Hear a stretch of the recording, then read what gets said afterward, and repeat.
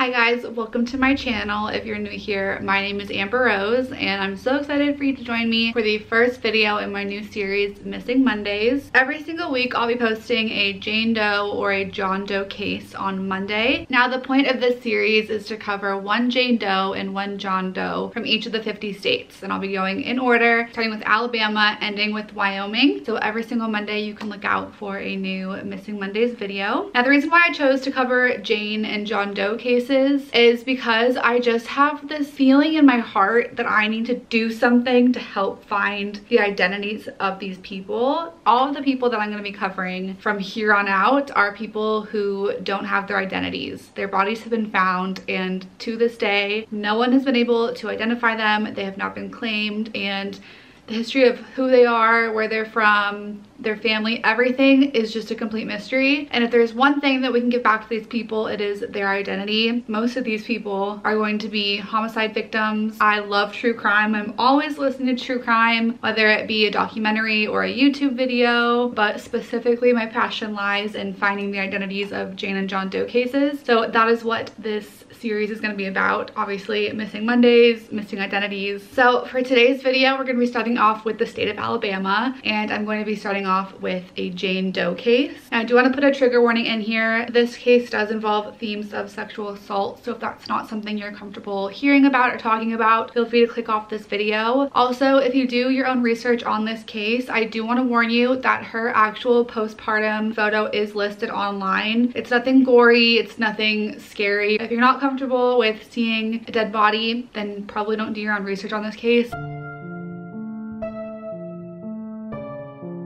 This Jane Doe case is most widely known as the Tuscaloosa County Jane Doe, although she has also been named Miss X in the press. I'm just gonna call her Tuscaloosa Jane Doe because there's quite a few other Jane Doe cases across the country that are also dubbed Miss X. On April 18th of 1982, Jane Doe's remains were found in Slaughter Creek off the Black Warrior River in Tuscaloosa County in Alabama. This was very confusing when I was researching it because there was quite a few sources that stated different areas for which she was found. And it's in a rural part of Tuscaloosa County, so it's not like in the city, it's out in the woods on Slaughter Branch near the old Robinson Bend landing next to Robinson Cemetery Road. Now, obviously this is kind of eerie for two reasons. One, because this area is called Slaughter Creek, and then two, her remains were found near a cemetery road, which just makes it even more sad. So a Tuscaloosa man and two of his other friends were in the area when they found the woman's body behind a large log in the weed-covered riverbank. Now, it's thought that she was fishing at the time of her murder and was caught off guard just by the way that her body was found and the area in which it was found, and also what she was wearing. After her autopsy was completed, evidence showed that she had been sexually assaulted. She had been severely beaten, and her cause of death was strangulation. Now, the lead investigator at the time, his name was Captain Shirley Fields. He had stated that in the 17 years that he had been on the force, it was the most brutal murder that he had ever come across. Now, at the time of her discovery, she had not been there for very long, and they estimated that her time of death was less than 24 hours prior to her discovery, but more likely only a couple of hours before her body was discovered. She was discovered so soon after her death that the stages of decomposition hadn't even begun to set in yet, so she was completely fully recognizable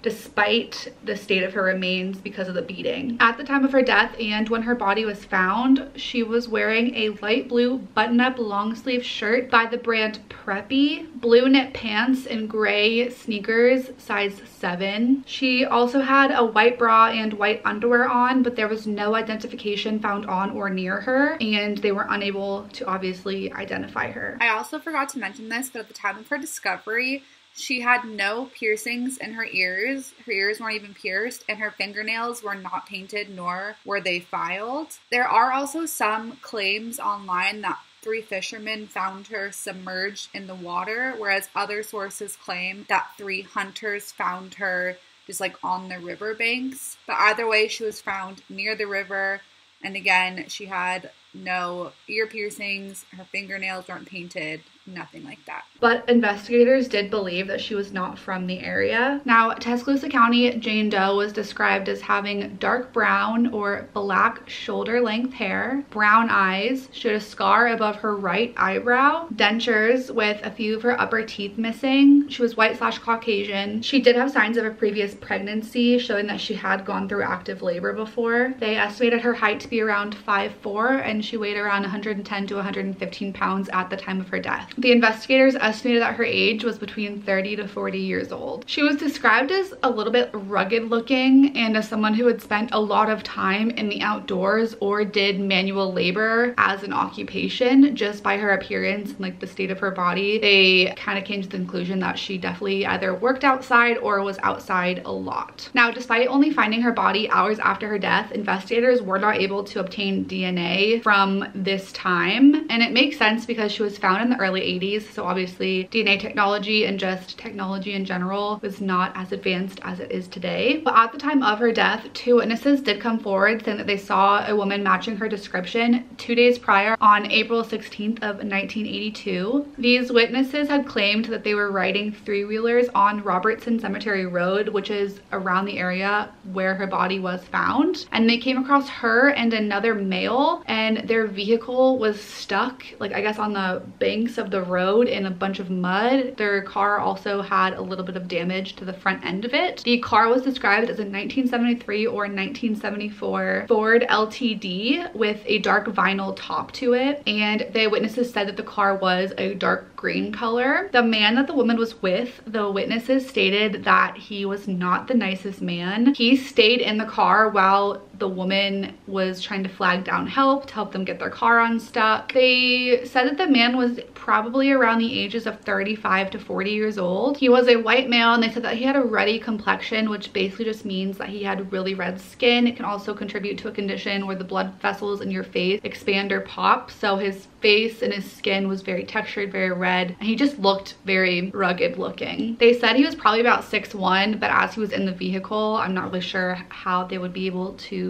tell that. And they also estimated that this man probably weighed around 180 to 200 pounds, which, if you think about the woman in her description, is almost a good 100 pounds heavier than what the woman weighed. Now, this woman had asked these witnesses for help, but the entire time the man just sat in the car and he was like very visibly upset. They said that he was cursing and screaming at the woman and basically blaming her for whatever little accident they had gotten into. And to this day, the man has never been identified, and he is not named a suspect or a person of interest in her homicide. Now, Tuscaloosa County Jane Doe was buried on December 9th, 1982 in a small and somber burial in Sunset Memorial Park on Watermelon Road in Tuscaloosa County, and after that her case pretty much just went cold. She was only added to the NamUs database on October 28th of 2019, so almost 2 years ago, which is quite a long time. That's almost 40 years after her death. If you don't know, NamUs is the national database for missing, unclaimed, and unidentified people across the United States. Her NamUs profile is number UP61157. And in 2013, her remains were exhumed for further testing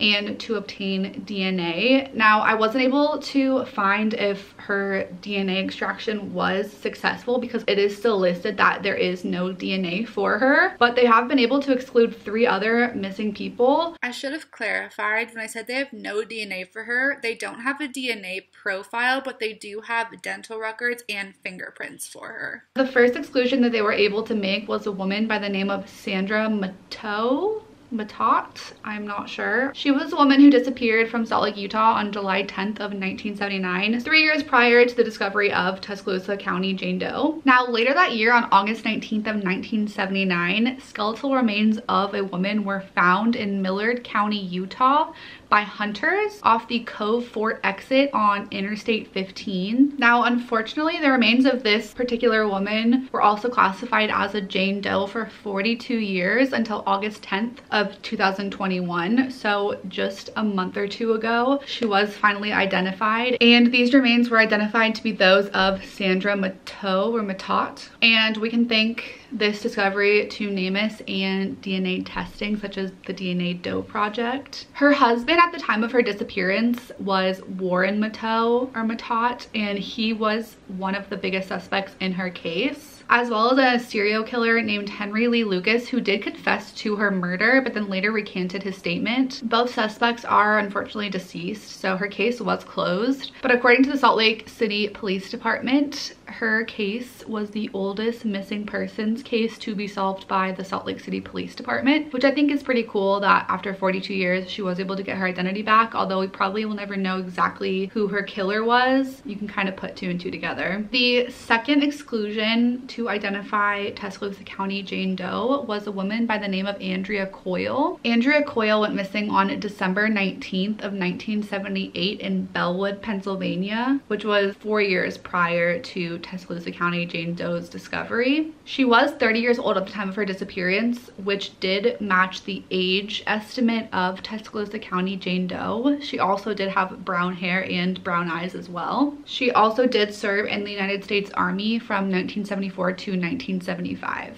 Andrea Coyle was previously arrested, and one of the photos on NamUs that is listed is her mugshot, but it's unclear exactly what she was arrested for. And I'm assuming because of DNA testing, she was ultimately ruled out as being Tuscaloosa County Jane Doe. If she was alive today, Andrea Coyle would be 78 years old, and to this day, no trace of her or her body has ever been found. She is still listed as an active missing persons case, and if you have any information regarding the whereabouts or the disappearance of Andrea Coyle, you should contact the Pennsylvania State Police Department, specifically Trooper Donna Martini, and I'll put the phone number up on the screen. Her case number is G01 0091382. Now, the last woman who has been excluded from being the identification of Tuscaloosa County Jane Doe is a woman by the name of Teresa Baxter. Now, Teresa Baxter was a woman who was last seen in Huntington Beach, California, which is coincidentally right around the area that I live. Most references list her disappearance as June 1st of 1977, although there are also quite a few that say August 1st of 1977. Either way, she was last seen and heard from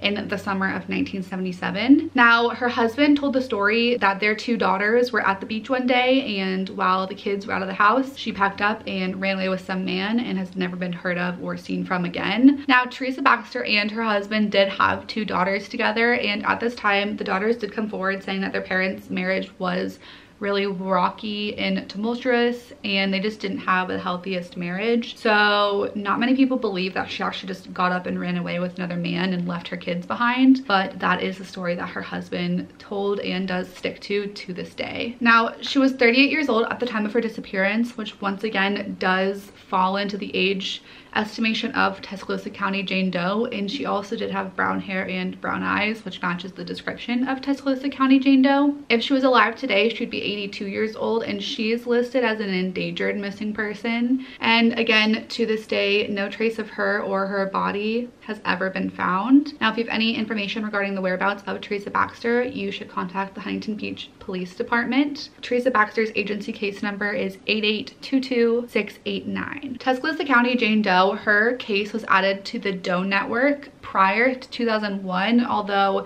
they were only established in 1999, so it's not too big of a gap from when they were established to when her case was added. So she's been on the Doe Network for quite some time. But what is interesting about this is that on the Doe Network, it is listed on the bottom in the admin notes that her case was updated on September 17th of last year, but I couldn't find any information regarding what this update was. Now, it could be because they're getting closer to identifying her, or maybe it's just because the update wasn't as big of an update, like there wasn't really anything to say, but it is listed that her case was posted in 2001 but was last updated September 17th of 2020. So Lieutenant Loyd Baker is currently the activating investigator on Tuscaloosa County Jane Doe's case, and he has been since around 2005, although it could be possibly earlier. He was only 1 year out of high school when Tuscaloosa County Jane Doe's remains were found, and he is so determined to find out the identity of Tuscaloosa County Jane Doe. He's now the lieutenant of the Tuscaloosa County Sheriff's Office and also commander of the Tuscaloosa County Metro Homicide Unit. Now, personally, I'm hopeful that she will be identified and hopefully be identified soon. One, because we do know that she has a child, although unfortunately there's no information obviously regarding what happened to this child after she gave birth or when she did give birth. So there's really no telling if this child is alive or deceased or what happened to this child. But either way, at one point in time, there was a child out there whose mother is now without their identity. Also, just like any other missing person, she is someone's daughter, she's someone's best friend, she's possibly someone's wife, she's someone's mother. She is a person, and her identity, someone somewhere knows her identity. I personally am curious about the man that was with her 2 days prior, if it really was her. Obviously, they can't confirm or deny that this witness account was actually her, but it does match the description of Tuscaloosa County Jane Doe, as well as she was seen in the exact same area that her body was found. But just like Sandra Matteau or Matot, DNA testing has come so far, and now more than ever, they're able to identify so many more Jane and John Does. So I am really hopeful that hopefully one day she will have her identity back. Over the years, forensic drawings and photos have been released of what Tuscaloosa County Jane Doe will look like. I'll put a couple of them up on the screen just so you can kind of see the age progression, as well as just more clarity of what they thought she looked like. Also, just as well to show kind of the earlier days, what her sketches looked like compared to what they think she might look like now. The photo posted online of her post-mortem, I believe it was taken at her funeral. It's just not the best photo. It's taken from an odd angle and you